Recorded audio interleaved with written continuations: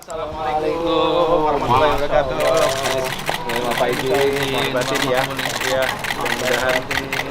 Nanti malam saya suruh. Oh siap, insyaallah. Iya,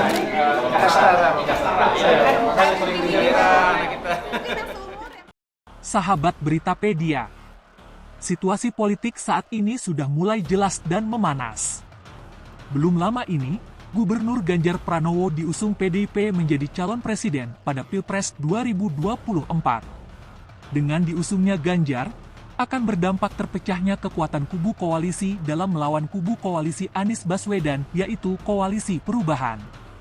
Saat ini, calon presiden yang diusung oleh setiap partainya sedang merencanakan siapakah calon wakil presiden yang paling tepat untuk memperkuat persaingan nanti. Pada Koalisi Perubahan yang mengusung Anies Baswedan menjadi calon presiden, lembaga survei Magna Carta Politika merilis hasil survei terbaru mengenai pasangan calon presiden dan wakil presiden. Dalam surveinya, pasangan Anies Baswedan dan Agus Harimurti Yudhoyono, AHY, unggul dalam simulasi 3 pasang calon presiden, Capres, dan calon wakil presiden, Cawapres. Pasangan Anies AHY unggul untuk semua simulasi pasangan calon, kata Direktur Kajian Magna Carta Politika Wildan Ramadan Wijaya dalam keterangan tertulis di Jakarta, Jumat, 17 Maret 2023. Wildan mengatakan, dalam survei tersebut pasangan Anies AHY meraih elektabilitas 31,4%, diikuti oleh pasangan Ganjar Pranowo Erick Thohir sebesar 19,7% dan Prabowo Subianto Muhaimin Iskandar sebesar 15,9%. Sementara pasangan Puan Maharani Andika Perkasa sebesar 11,7%. Sementara itu, yang belum menentukan pilihan atau tidak menjawab sebanyak 21,3%. Sementara dalam simulasi 3 pasangan, Anies AHY masih unggul dengan elektabilitas sebesar 37,8%, diikuti oleh pasangan Prabowo Subianto Puan sebesar 24,7% dan pasangan Ganjar Erick sebesar 15,3%. Yang belum menentukan pilihan sebesar 22,2%. Sedangkan pada simulasi 2 pasangan calon, pasangan Anies AHY dengan perolehan elektabilitas sebesar 40,9%. Sementara pasangan Prabowo Puan 30,2%. Sementara itu, yang belum menentukan pilihan sebesar 28,9%. Survei Magna Carta Politika itu dilakukan pada 9 hingga 18 Maret 2023 mengambil populasi warga negara Indonesia yang mempunyai hak pilih dalam pemilihan umum ketika survei dilakukan. Sampelnya diambil di 34 provinsi dan populasi dipilih secara acak sebanyak 2.000 responden, dengan margin of error 2,19% pada tingkat kepercayaan 95%. Berdasarkan jadwal yang telah ditetapkan oleh Komisi Pemilihan Umum, KPU, RI, pendaftaran bakal calon presiden dan wakil presiden dijadwalkan dimulai pada 19 Oktober sampai 25 November 2023. Sebagaimana diatur dalam Undang-Undang Nomor 7 Tahun 2017 tentang Pemilihan Umum, UU Pemilu. Pasangan calon presiden dan wakil presiden diusulkan oleh partai politik atau gabungan partai politik peserta pemilu yang memenuhi persyaratan perolehan kursi paling sedikit 20% dari jumlah kursi DPR atau memperoleh 25% dari suara sah secara nasional pada pemilu anggota DPR sebelumnya. Saat ini, terdapat 575 kursi di parlemen sehingga pasangan calon presiden dan wakil presiden pada Pilpres 2024 harus memiliki dukungan minimal 115 kursi di DPR RI.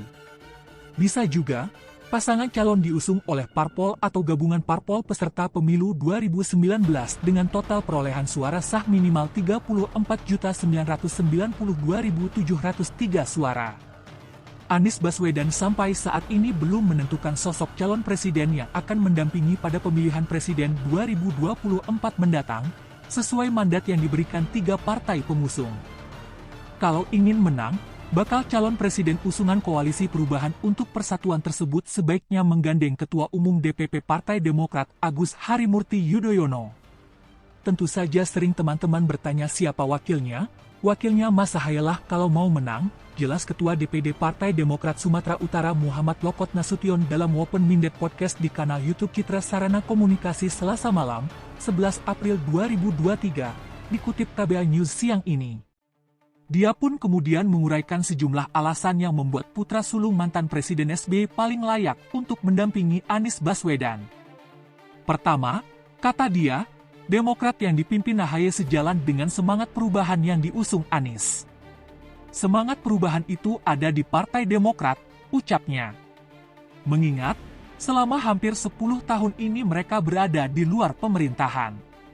Namun, meski menjadi oposisi selama 2 periode pemerintahan Jokowi ini, mereka tidak asal gebiah-uyah menolak semua kebijakan pemerintah.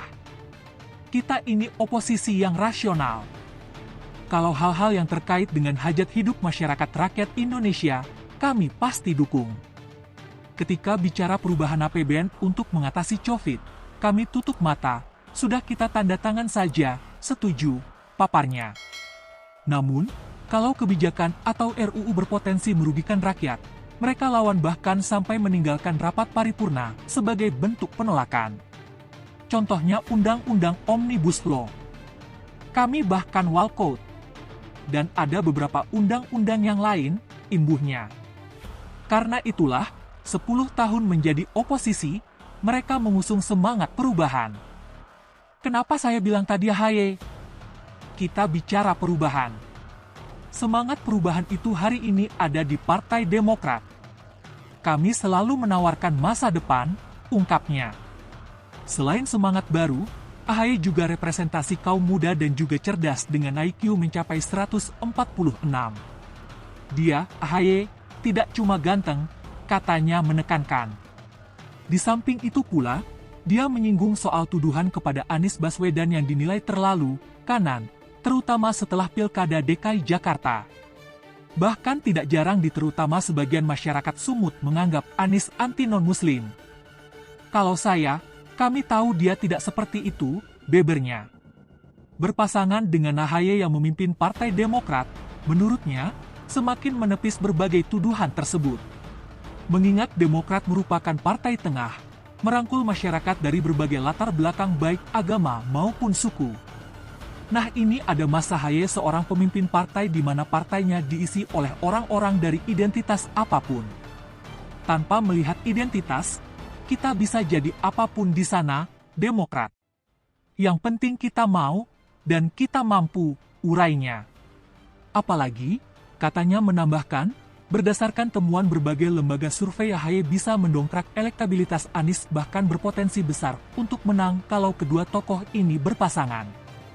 Sementara kalau menggandeng calon lain, bukan menambahi malah mengurangi tingkat keterpilihan Anies Baswedan. Kalau dia mampu menambah nilai elektoral, kenapa harus yang lain? Kita ini hanya mau ikut-ikutan. Pilpres, apa mau menang? Ini argumentasi pribadi saya, tegasnya. Karena itulah dia berharap Ahaye menjadi cawapres Anies Baswedan. Dan ini juga doa saya supaya Mas Anies Baswedan dan Mas Agus Harimurti Yudhoyono itu bisa, melalui koalisi yang sudah kita tanda tangani ini, maju di kontestasi Pilpres 2024, tutupnya.